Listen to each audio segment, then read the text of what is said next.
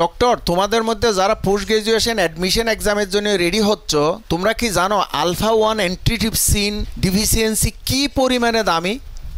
আমার এই দুই একটা কথা শুনলে আশা করি তুমি নির্ভুলভাবে প্রশ্নের উত্তর দিতে পারবা। তো প্রথমে আলফা 1 অ্যান্টিট্রিপসিন এটা কি? আসলে এটা একটা প্রোটিন যেটা প্রোটিয়েস এনজাইমকে ইনহিবিট করে, প্রোটিয়েস এনজাইমকে কাজ করতে দেয় না।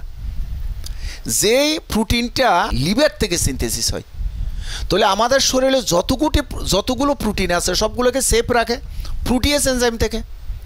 পাশাপাশি আমাদের যে নিউট্রোফিল আছে, নিউট্রোফিল থেকে যে ইলাস্টেস রিলিজ হয়, সেই এই ইলাস্টেস আমাদের শরীরে সব ইনফ্লামেটরি রিঅ্যাকশন করার কথা ছিল, কিন্তু আমাদের এই আলফা 1 অ্যান্টিট্রিপসিন যখন নিউট্রোফিল ভেঙে যায় তখন নিউট্রোফিল থেকে যে ইলাস্টেস এনজাইমটা রিলিজ হয় ওইটাকে কাজ করতে দেয় না।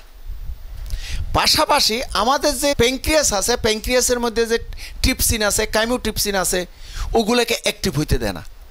আমাদের শরীরে যে ইনফ্লামেটরি প্রসেস আছে, ইনফেকশন হয়, ওগুলোর এগেনস্ট ওরা কাজ করে। আলফা 1 অ্যান্টিট্রিপসিন এত বেশি পরিমাণে দামি। তাইলে এখানে আমি একটা কথা বলি যে আলফা 1 এর ফাংশন কি? এটা সিরিন প্রোটিয়েজ ইনহিবিটর। পরীক্ষাতে জাস্ট এটা আসবে, লিভার থেকে সিনথেসিস হয়। নিউট্রোফিলের ইলাস্টেসকে ওরা ব্রেকডাউন করে, ইলাস্টেসকে কাজ করতে দেয় না যাতে ইনফ্লামেশন না হয়।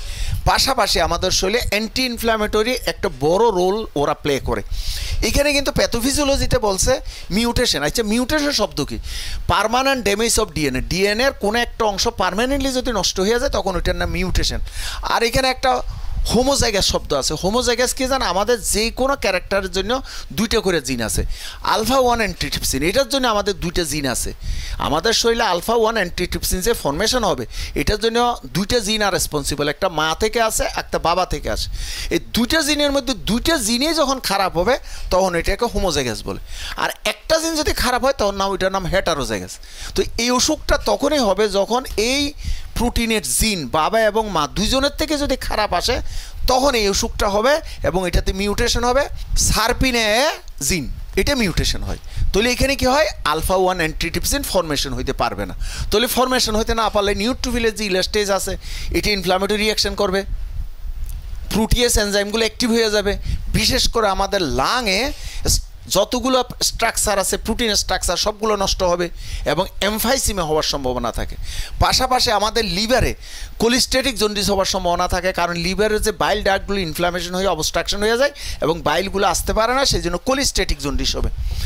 এবং এটার ক্লিনিক্যাল ফিচার তেমন কিছু পাওয়া যায় না। ব্লাডে শুধু আলফা 1 অ্যান্টিট্রিপসিন ডিফিসিয়েন্সির লেভেলটা কম থাকে এবং ট্রিটমেন্টও সেরকম কোনো চিকিৎসা নাই, সাবধানে থাকতে হবে। তবে এটার মধ্যে সিঙ্গেল বেস্ট আনসার প্রশ্ন আসে যে এইটাতে ভবিষ্যতে কী অসুখ হইতে পারে? এমফাইসিমা হইতে পারে।